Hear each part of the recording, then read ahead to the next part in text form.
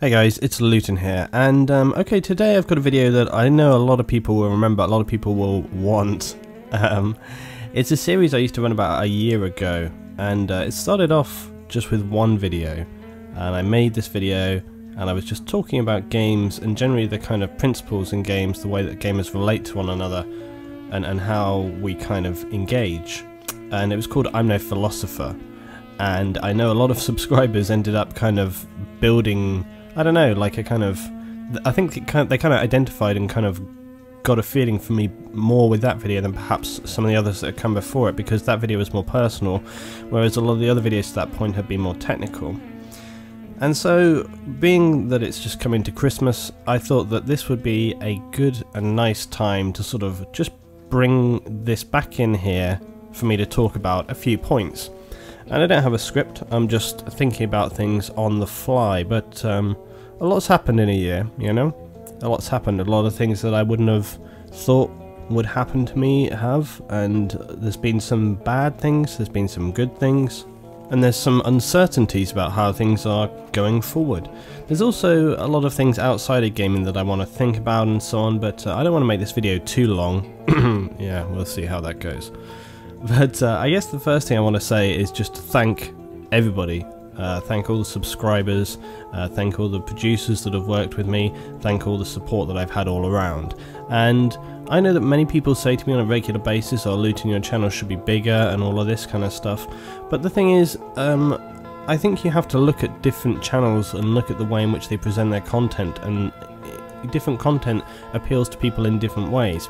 I don't think that my content really appeals to a kind of mass audience because of the way that I am, me personally. I think some of the topics that I speak about, the way in which I build my channel, the fact that I'm not a full-time YouTuber as well. So there's many elements to it. And I think that that's an issue that a lot of people have spoken to me about and sort of messaged me about, and for sure it's something that in the last year has kind of, I've had highs and lows with it, you know. That's one thing over this last year. There was times when I expected things to pick up more than they did, and times when they sort of did actually pick up, and I felt really positive, and I was like, oh, this is great, you know. And then I've had other times where I've been right down, and I've been like, man, because the process of YouTube creating is hard work, you know. There's a whole process there. I don't want to break it down, there's no need, but there's a lot of work involved and a lot of time involved. So sometimes you'll make a video and you'll feel really proud of it, you'll have put a ton of work into it, and you think, okay, this is something that I feel good about, it's going to be good for the channel. And then maybe it's not received how you want, or you get some people come on just unluckily that day that are being vindictive, and that can really kick you when you're down, you know, or when you're sort of, you need that up, and that comes in on you, and it can be really frustrating. And there's been periods in the last year where I've really had that, like in a row, you know. You've had one after another, and that's when you start to think like, oh god, you know, can I be bothered with this? And it really is, but you've got to sort of keep on pushing through, and often it's the subscribers, it's you guys that kind of pick it up and make you think, wow, okay, this is, or you see one comment, you know, that often happens with me. I'll be looking through videos and stuff, and I always read all of my comments, and yeah, and you'll see one thing that will just pick you up, and it brings you back, and you go, yeah, you know, I remember what it's all about. It's going to be interesting as well. Like I say, there's many things happening at the moment. There's going to be some curious things to see what happens in the next year. I know that there's the copyright issue that has been bothering a lot of people. It'll be very interesting to see what happens there with YouTube. YouTube is a curious thing at the moment. Things have changed around, definitely, for not necessarily the better. I've been very kind of quiet about the Google Plus thing because I just, like many things, like I've said before, I kind of take it as read, that it's just kind of like, look, you know, they've forced this on us, so whatever people like to imagine they would be able to accomplish is probably very unlikely to succeed. You know, Google is a very large company. They made a decision, and essentially they have enforced it. They've enforced it with riot shields and gas. They've put people down and said this is what's going to happen, and people just have to go with it. And so I have, you know, like many people, just kind of, you just have to roll with it, and it's unfortunate. This new copyright deal is going to be very interesting, and it's funny as well because I actually said this, I seem to remember, I don't know whether I said this on a video or whether I just spoke to other YouTubers about it, but I have commented before many times about the whole kind of validity of making a career actually from YouTube, because it's a strange one. The whole idea of content ID and stuff, copyright is a very difficult area. It's not black and white. This is always the difficulty with copyright. And I work in kind of editorial design, so you know, that's something that often can come up, is the copyright issues. And you know, a good example was that I read, I think it was maybe on Bungie's site actually, I was reading through some different sites and their kind of copyright sort of spiel, just to kind of get like a little, you know, information about sort of where people stood on the issue. And I was reading through Bungie's site, and basically what the point that they brought up, which is a really good one, which was, hey look, okay, so we make a game and then we have to have some music in that game, so we buy a license, copyright license, to use that piece of music in the game. So they have paid for the copyright to use that piece of music. So then somebody makes a video and they have that gameplay in there and they have that music in there. Well, that person hasn't paid for that copyright, so then you see, this is why you get content ID claims, where the game company is like, that's fine, we don't mind you using our video, but then the video will get content claimed by the person who made the music which was in that video, you see. So it's like a third party claim coming in. And this is where the complexity of all of this copyright issue is, and you basically have to choose to either kind of try and fight it, or you acknowledge it and just let it roll, or you take the video down. And a lot of people obviously feel very frustrated by this, but I don't really see how people can kind of claim that it's not justified, because it isn't really justified. I see, you know, I've seen videos of people, large YouTubers, getting very angry about this, and they don't really have a leg to stand on. They can be as angry as they want to be, and it's frustrating, but they're not right. They're not right. You can't just take other people's stuff and use it, and that's the thing there. And the whole fair use thing, fair use is not a black and white rule. Just because you have a piece of content in someone's video, you can't just go, oh well, it's fair use, but bye-bye. It's not like a get out of jail free card. It's a kind of vague area that says, okay, you know, you have to make the point that it has been a fair use, and therefore, like, if that person wants to take it to court, then they would. So it's a difficult area, and for people that build their careers around YouTube, it's a very spurious thing, and you definitely need to be in a kind of situation where you can afford to fail. I wouldn't want to be in a position on YouTube where it was my career and I had nothing there to back it up on, you know? I'd want to have some kind of fallback plan, or I'd want to have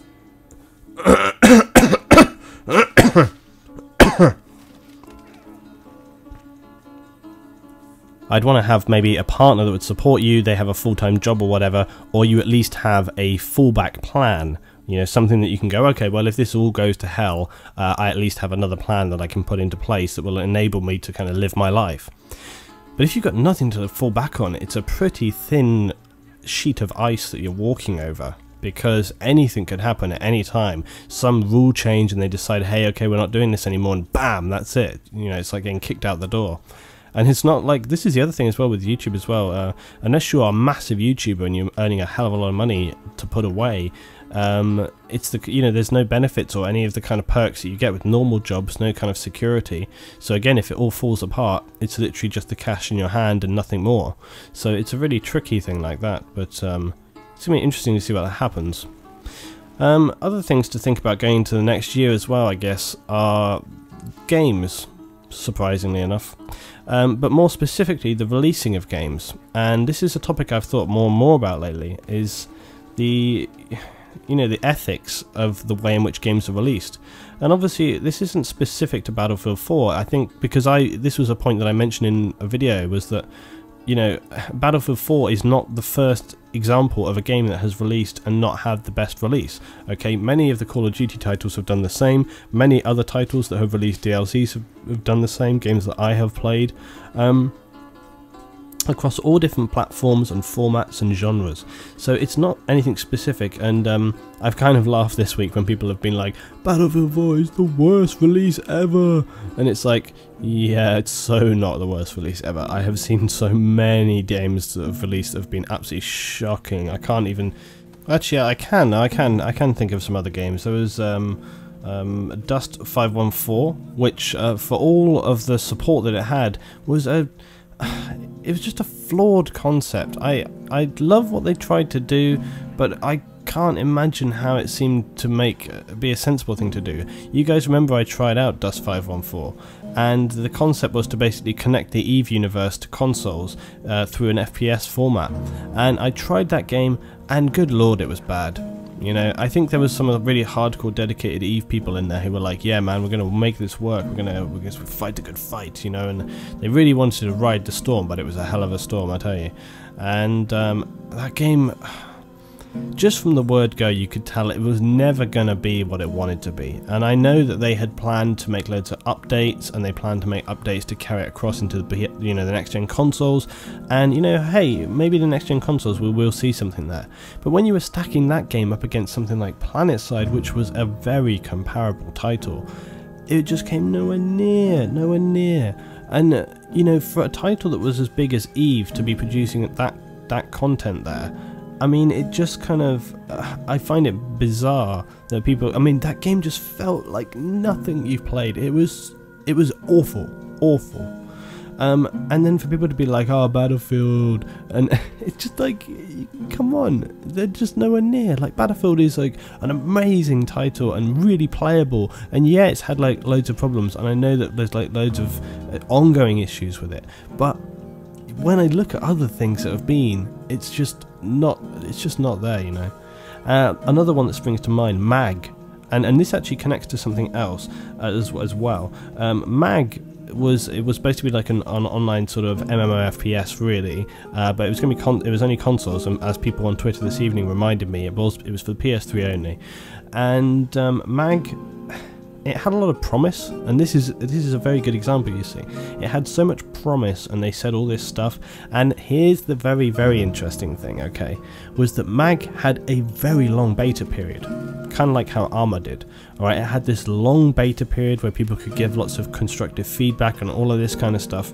But this was the funny thing: people constantly saying, "Oh, Battlefield should have an extended beta." Now, MAG had a really long beta. But do you know what happened? It was like the beta was so long for MAG that, I mean, it was months and months and months and months and months and months. It was a super long time, and by the time the game came around, people had kind of got bored of the game. You know, because they've been playing this kind of watered down version of the game for so long that they kind of were bored, and even when the full game came out, people had kind of lost their enthusiasm. And then not only that, but coupled with the fact that the game wasn't particularly good either, and you know, sorry, but it just wasn't. So again, another good example there of sort of how things are not, the grass is not always greener on the other side, and this is something people fail to often recognise, that, you know, better the devil you know, and it's just the way it goes basically. But as I say, going into 2014, I am very curious about what some devs are going to do, and I'm not specifically speaking about DICE and EA. I think that the whole issue with Battlefield has obviously been watched by a lot of other devs and producers in the industry, guaranteed, and the fact that it's been so problematic, and I feel bad for the people involved in the development process there, because I know that they must have been literally in the last month killing themselves to try and fix these problems, probably working longer hours than you would want to work, and I think that, you know, they've tried their absolute best, but the point is that, like we saw with EA, they actually made that significant PR statement about, okay, we're trying to fix the game. Now that was a bit of spiel to sort of, you know, calm people down. It didn't really have any, I don't believe, any real strong legitimacy in terms of actually putting resources into fixing things really hard in the game. Maybe some, but I don't think it was like the big calling that they made it out to be.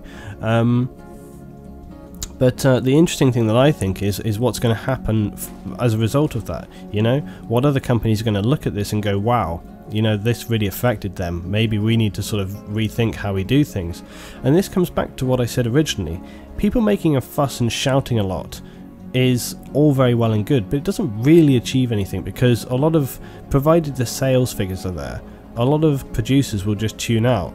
In the same way that a lot of this relates back to what I was saying before about comments and so on with YouTube, is like, if there's a lot of negativity and stuff and there's just a lot of trash talking crap, a lot of YouTube producers won't bother to read it. They'll just tune out, because what they're looking at there is the stats of the videos. So a lot of YouTube producers, if their comments are just BS all the time, they're just like, well, you know, people are just talking crap, can't be bothered to read it, don't care. But hey, look, I got good view stats, you know, I got big likes, I got big views, so I'm happy, win-win.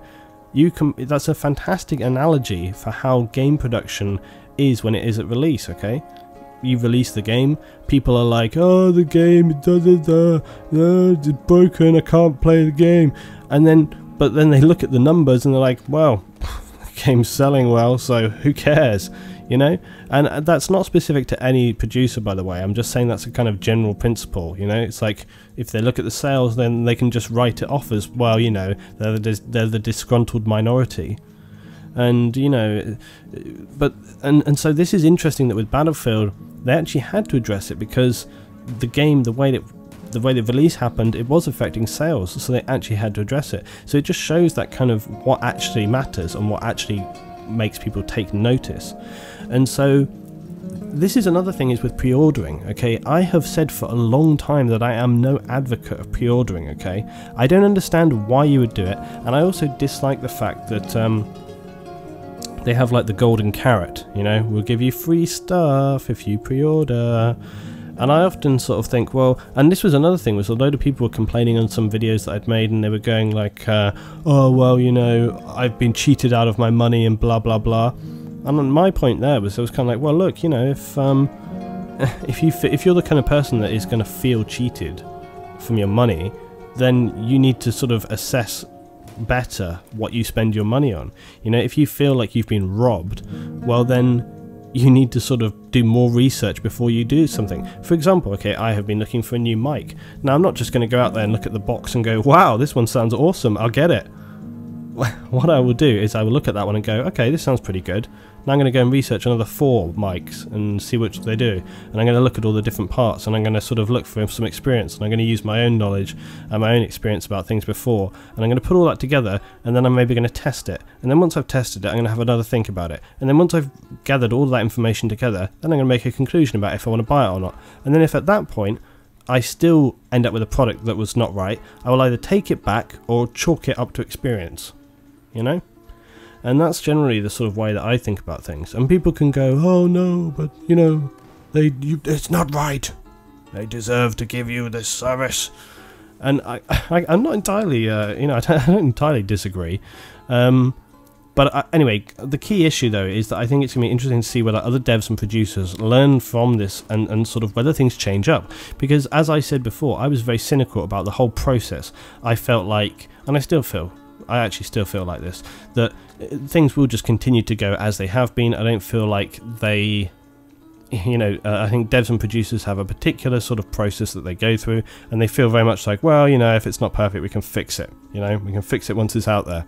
It's not really the right attitude to have. On the other hand, there are some things I feel that, you know, are best resolved once they've been put out to market, and provided they're not fully game breaking, then there's no real issue there. So we'll see what happens, and you know, whatever will be, but it's something that I'll be keeping my eye on, because I do find it very interesting, and I think potentially the changes that happen in the next year could be very kind of trend setting for future titles coming. And I think as well that gamers need to make, you know, they need to sort of give feedback in a constructive way. I think that's an important distinction to make about actually, from what I was saying before, because I was making it sound like developers don't listen to any feedback. That wasn't actually, I could have worded that a little bit better. What I meant was that when people are just literally ranting and raving, going, the game's broken, this doesn't work, I can't play, la la la, it doesn't really help. They won't really read it. If you're more constructive, and we know that they read more constructive things, and you actually post and say, okay guys, hey, this is happening in the game, this is a specific issue, they will read that, and that's actually helpful. It helps the game be fixed faster. And there are other things that can help, and I do believe that having a slightly longer beta period would help as well. But there's other things that I would be very interested to see happen with games change as well, because, you know, I mean, Battlefield right now is obviously a paid title, etc. But I mean, imagine if they made like a full release game that was play for free, rather than, you know, that would be a very, very different approach to it. Now, I don't think that's really going to happen, but it'd be curious to think about how that would actually work, how it would play out, and so on and so on. And something else that I have mentioned many times before is, what about this? What about you make the main release, obviously a bought title, so Battlefield 4, you pay for your game, but then the DLC content itself, like the extra maps, make the extra maps free. Make the extra maps free. Make the guns pay for. Okay. Now, people are going to freak out. No! pay to win. No, don't be silly. Okay, most of the guns in packs anyway don't often give you a massively significant advantage, and people already know my thoughts about this kind of thing. Now, I know we have seen some examples before where one gun can be a little better than another or whatever, but the key issue really with the DLC though would be the fact that you get more people playing the game overall. Because what can happen is, if you don't have a lot of people buying premium from the word go, and people only pick and choose certain DLCs, they end up getting excluded from the overall package. So towards the end of a game's life cycle, you would see a lot less people around because so many people have maybe not picked up those specific ones. I was finding this more and more towards the end, was that people were regularly saying like, oh Luton, we want to play with you, but hey, don't have that specific DLC, so I can't play on your server. And that was a real issue. And that was what made us think about this idea of, hey look, give the maps for free, but give other content paid for. Now again, I don't say that this isn't, you know, something that could be problematic and so on, but think about this, okay, before you jump the gun and be like, oh, but you would be buying the guns to win and so on, and it would cause a horrific imbalance in the game. Well, the DLC does that already without, it doesn't even matter, okay, because when you have the DLC, let's not forget this, okay, if you have a DLC, okay, and you get the new guns, you can take those new guns into the vanilla mode. Okay, you can take it back into the vanilla mode gameplay where there are people who do not have the DLC, you see. So it doesn't matter whether or not you've actually, I mean, in many ways you've paid for those guns by buying that DLC. But the advantage with allowing the maps to be free means that you get more people playing those maps, and therefore it extends the lifespan of the game as well, because people feel like, oh, I've got more stuff to do, and then those people will be more inclined to buy those little packages. So I don't know, I think it would be a curious one. I think it would be a nice sort of change of style. I would like to see it just from a point of view of giving people more options, giving more people more range to play the game itself, allowing people that maybe couldn't afford the whole DLC package to play forward and stuff. But it's going to come obviously back down to money and margins and stuff, and you know, who knows how that would really go down. So just coming up into the last section here on the video, and there's a couple of other things I want to think about. One is that this time of year being Christmas, and I'm going to mention that in a minute. But I also want to just think a little bit about, and I mentioned this on my other channel more, and I have a second channel. A lot of people often, I'm amazed, still don't know that I have a second channel.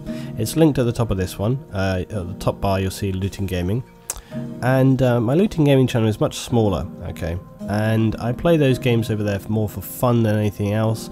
I love having a dialogue with the people that watch them. There's some regulars who watch all the stuff that I post there, which is really, really nice, and I find it a very enjoyable, very rewarding channel. I feel good posting this stuff. I enjoy creating the content for that. In many ways I wish I had a hell of a lot more time to post that stuff, because I super enjoy making the videos there. But it's interesting to have that, to have this channel and that channel, and the way that I feel about them is kind of different. I really enjoy making content for this channel, but it's in a very different way, you know? This feels more like a project, you know, like Luton09, it's my kind of project channel where I've put a lot of effort, a lot of time, a lot of thought into it as a channel. I've rebranded it a couple of times, I've worked towards things, I've got a lot of connections with people that I put into this channel, whereas the other one, it feels like my kind of happy fun time, you know, where I just play the games and I enjoy, and I get to interact a lot more, I don't know, constructively, but like, I always say it's a bit more of a personable channel, you know. On my Looting Gaming channel it's more personal. I don't mind talking more about myself and things, and I bring that back into the games. And also that channel is where I put all my live streams from games, so if I live stream games they tend to go on there, and so I have a great sort of rapport with people that watch my live stream stuff and then also watch those videos. And that's something that's I've been really getting on board with, and it's something I'm going to push more and more in the next year, especially the live stream stuff, because I was super resistant to live streaming to begin with. I didn't really get it. I didn't really know why people would want to watch it. But having found several evenings, like I watched Dasgro playing Company of Heroes, and I watched Level Cap play PlanetSide and also Battlefield. And so when I joined in on those, I kind of got more of the feeling of being able to interact and so on. And so I've really got into it. Love playing Fast and Light to do that. I love streaming pretty much everything. It's fun to stream Battlefield, particularly Civilization is awesome. I so much enjoy streaming that. So if that's the kind of thing you enjoy and you want to come and join me and be a part of that, then come over and subscribe to Looting Gaming, because It's a channel that I'm not going to walk away from. It's a channel that I would very, very happily do. Even if YouTube said something like, you know, we will take away all ability, you know, I don't care. That channel is not about anything other than just me enjoying games, and I think that's, you know, something that's always going to be really important. The end of this year has been really nice for me. It's been a really reconciling year. Some of you may remember that at the end of last year, during Christmas period, I think if you search for it, it's somewhere still, and there's a vlog I posted. Oh, that's something else to mention. There's a vlog I posted about me saying about how unhappy I was that there was this group of people who were sort of vindictively coming after me, and that has died off a lot to an extent.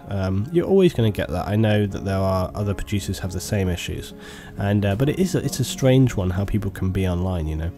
Yeah, I had some bad times this year with people. I fell out with some people, but pleased to say that I kind of happily made amends and kind of reconciled with a lot of people that I'd had some issues with. And some of those people I went to myself and I said, look, you know, and we had a chat and smooth things over. And I think that's an important thing to be able to do, is to kind of step up to people and say, look, you know, things have been said at both sides, but we need to draw a line in the sand and just say, look, you know, we can be cool, we can be respectful, there's no reason why we have to have this sort of thing. And it's a really, it feels good as well. You feel like you get a weight off of you when you do that kind of thing, and that doesn't happen so much anymore nowadays either. People like to keep these kind of, well, they don't like to, but people do keep these grudges going on, because I think people have less and less humility nowadays, you know. They don't compromise so much, they're less willing to compromise. I think that's why you often see more and more people's relationships in real life failing, because people are less and less, and also, this is a bit of a generalization, okay, so everybody's individual and different, okay, but yeah, people are often very unwilling to compromise, and then in that process end up you know, destroying what they had in the process when it could have very easily been avoided. And the kind of the kind of interpersonal relationships that you have online is very similar, coupled with the fact of the horrific anonymity which drives people to have these kind of more exaggerated versions of themselves online than they would have in real life. People say things online that they wouldn't say in real life because it's this kind of anonymous, exaggerated representation of themselves. It's almost like a character, an avatar of themselves, you know. It's not them, it's like this kind of amorphous, emotional sort of being of themselves, not really themselves, and so they say things that they probably wouldn't say. They definitely probably wouldn't say if you were right there with them. My philosophy that I've said many times before is that if you say something anywhere, especially if it's about another person, you should be willing to sort of say that to that person, and that's something that I definitely stick by. If I make a comment, it should be something that I'd be comfortable to see posted or see someone say, because, you know, and that's a difficult thing. But yeah, so it's been good to kind of clear the air with some people, and I hope that will continue going into the new year and so on. Just to move into my last thought today, which I guess is about the Christmas period. And Christmas is I always think it's a wonderful time of year. You always get to go and see your families, and you bond together and you have fantastic time, and it's just a really nice time where everybody comes together and everybody has their own different sort of aspects as to what Christmas is about for them. But I think one continuing theme is always, you know, this spirit of giving and being with other people and enjoying time together. And I think the only thing that I would sort of want to speak about is that, you know, everybody has difficult times in their life, everybody has good times in their life, and you know, similarly I've had some good and some bad times this year. We all do, but it's always those experiences that you take forward, you learn from, you think about. There's a lot of things that have happened to me in the last year that I definitely think about more and more and more, and I think that's what I'm going to be thinking about this Christmas. It's a bit too personal for me to go into, but you can probably imagine, you know, we all have things that we lose in our lives, and you know, more than that, if you think about it in a wider context, and I always think, you know, I know that my family always makes mention of at Christmas, is that you know, my dad particularly always mentions at Christmas that, you know, it's always worth remembering at Christmas time how much you have, and thinking about how lucky we are, and remembering that there's people in the world who have a lot less than we do, who are in awful situations. And it kills me sometimes, you know. I give to several charities, and I try my best to sort of, you know, be aware, stay informed, try and have a strong opinion on these things, so that, you know, you can try and make the differences that you can do. But I would just say that, you know, try and remember at Christmas time there's other people who, you know, are out there, and I think you need to be grateful for that. You need to be thankful for that. You need to, I think just having the goodwill and the thought to sort of be aware of these things, because I think being informed about an issue, being informed about things that are happening in the world is a very, very important thing. And I guess one of the main things that's constantly on my mind at the moment is Syria. Syria is a really awful problem. It frustrates the hell out of me, and it's a tinderbox issue. But I think it's definitely one thing that I would think about this year. It's just so sad and distressing and appalling, and it's you know, you can't really find the words to describe or explain what's happening there or for the people there. And that's one thing that I would definitely be thinking about a great deal this year, because I just think about, you know, how lucky that's really what it comes back to, is how lucky we are that we have food, lucky we are that we have a roof over our heads, lucky we are that we have our families. And I guess that's my parting thought for you guys this year. Obviously we all love to get nice things at Christmas time, but the most important thing that you can ever have is your family and you know, a roof over your head and food to eat. And there's plenty of people out there who don't even have those things, and you know, they should be in our thoughts as well this Christmas. Thanks for watching, guys. I hope you have very much enjoyed, and as I say, I'll be coming back in the new year, lots of content, probably bringing back this series as well. If you have any topics at all that you would like me to talk about in this I'm No Philosopher series, please drop it below. It can be gaming related, it can be real life related, but I wish you all a very, very happy Christmas, and I'll see you next time next year. Thanks for watching, guys. I'll see you then.